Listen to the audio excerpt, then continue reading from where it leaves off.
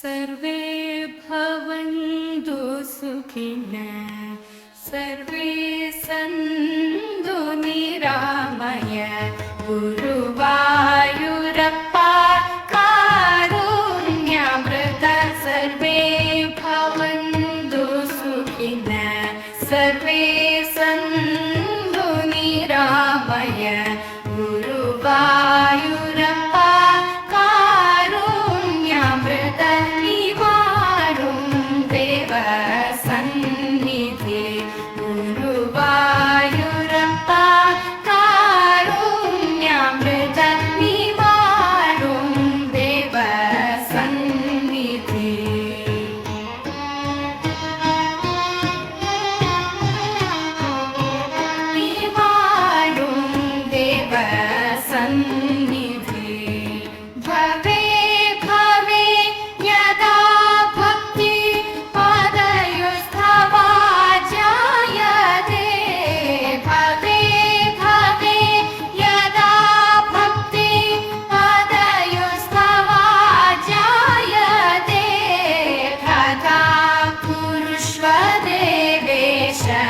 नाथस्त्वं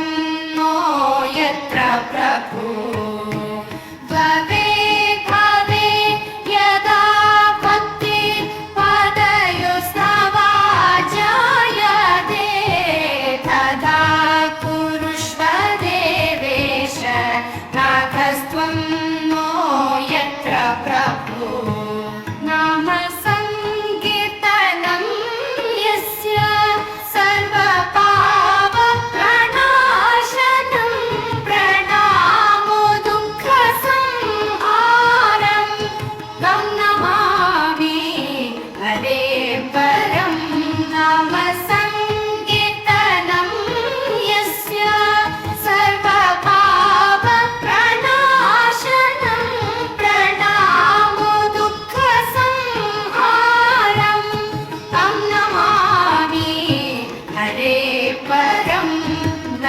संते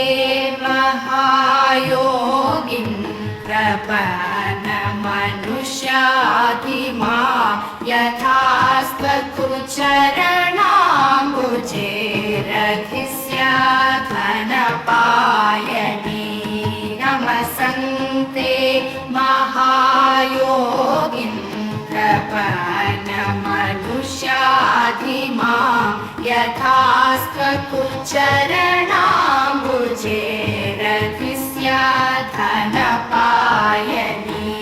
यत्र यत्र मम चित्तपङ्कजं तत्र तत्र कोमलं वपु यत्र यत्र मम वाक् प्रकाशते तत्र तत्र तव नाम सन्तते जन्म फलमिदं मधुकैरभारे